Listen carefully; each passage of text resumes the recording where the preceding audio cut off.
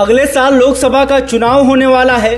नरेंद्र मोदी की नज़र बिहार के ऊपर है, क्योंकि बिहार में नीतीश कुमार हैं। एनडीए का समीकरण क्या होगी, महागठबंधन का समीकरण क्या होगा, कौन कितने सीटों से किस गठबंधन से लड़ेगा, यह तमाम बातें आपके और हमारे जहन में कौंध रही है। ऐसे बिहार प्रधानमंत्री नरेंद्र मोदी की सबसे टॉप लिस्ट में शामिल है, क्योंकि बिहार से नफा नुकसान दोनों की संभावनाएं हैं। अगर हम एनडीए गठबंधन की बात करें तो अब बिहार में नई परिस्थितियां बन गई है। नीतीश कुमार अब महागठबंधन में है, साथ में आरजेडी और कांग्रेस है। इसलिए एनडीए में बीजेपी 40 लोकसभा सीटों में से 32 से हर हाल में चुनाव लड़ना चाहती है।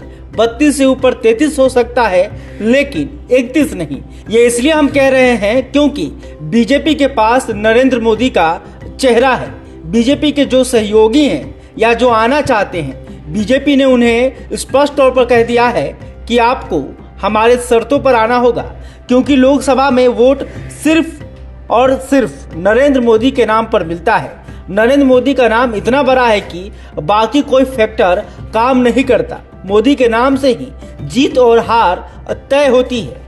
बीजेपी यह भी कहती रही है कि आप 2019 की बात मत कीजिए, जब चिराग पासवान को 6 सीटें दी गई थी, नीतीश कुमार को भी 17 सीटें दी गई थी। उस समय नीतीश कुमार का बिहार में अलग कद था। नीतीश कुमार की पार्टी की एक पहुंच थी जो अति पिछड़ा जातियां हैं, जिन्हें बिहार में पंचफोड़ना या पंचपनिया कहते हैं। वो दूसरे हालात थे। जब हम वहां से निकले या निकाले गए तो अब अलग बात है। 2024 की बात भी मत कीजिए, जब उपेंद्र कुशवाहा को भी पार्टी में ज़्यादा तवज्जो दी गई थी। अब बीजेपी बिहार में अपना आधार मजबूत करने का अवसर देख रही है। बिहार में जनता के बीच पैठ बनाना चाहती है, क्योंकि अमित शाह ने नवादा में स्पष्ट कर दिया है कि 2024 और 25 दोनों में बीजेपी की सरकार बनेगी।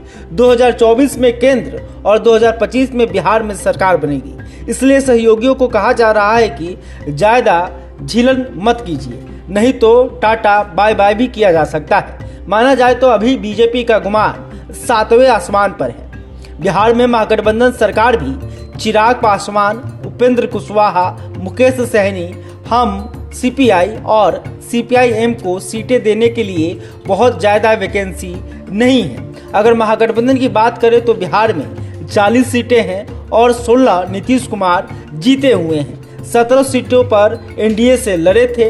अब बिहार में आरजेडी नीतीश कुमार के साथ है, तो क्या आरजेडी अब नीतीश कुमार से कम सीटों पर चुनाव लड़ेगी?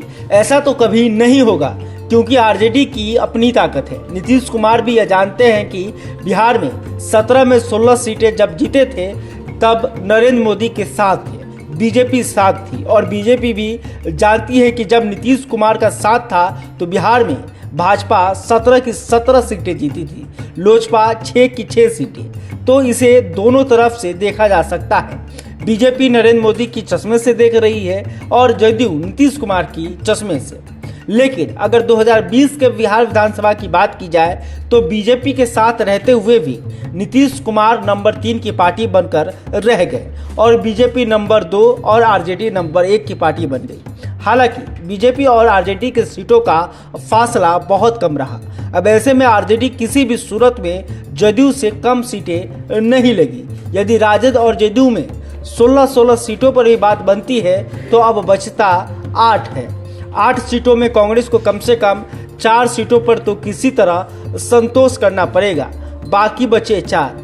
अब 4 सीटों में महागठबंधन के दल बचे, हम, सीपीआई, सीपीआईएम या और भी जो दल इसमें शामिल होना चाहते हैं। तो ऐसे में यही लगता है कि महागठबंधन में भी दूसरे दलों का ज़्यादा कोई वैकेंसी दिख नहीं रहा है। ऐसे में बाकी दलों को यदि महागठबंधन में जगह नहीं मिलती है तो वहां से खिसकने की कोशिश करेंगे। लेकिन एनडीए में भी कोई खास वैकेंसी नहीं है।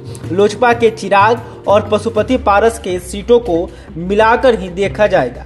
लोजपा के बहुत से नेता बीजेपी के सीटों से भी चुनाव लड़ना चाहते हैं और बहुत से नेता महागठबंधन के टच में भी हैं। लोजपा के चिराग और पशुपति पारस में चिराग ही असल उत्तराधिकारी हैं, क्योंकि हमारे यहाँ पिता का असल उत्तराधिकारी पुत्र को ही माना जाता है और बिहार में पासवान का वोट बैंक चिराग के साथ ही दिख रहा है। पशुपति पारस तो रामविलास के भाई हैं और रामविलास का सिर्फ काम दिखते थे, इसलिए बिहार से दोनों ही गठबंधन में वैकेंसी नहीं के बराबर है। इस चीज को दोनों ही गठबंधन के सहयोगी दलों को समझने की जरूरत है, इसलिए छोटे दल भी जल्दी अपना पत्ता नहीं खोल रहे हैं। बहरहाल अभी तक आपने हमारे चैनल को सब्सक्राइब नहीं तुरंत कर ले। इस रिपोर्ट को लेकर आप क्या सोचते हैं कमेंट करके बताइएगा। वीडियो फेसबुक पर देख रहे हैं तो हमारे पेज को भी लाइक करें। धन्यवाद।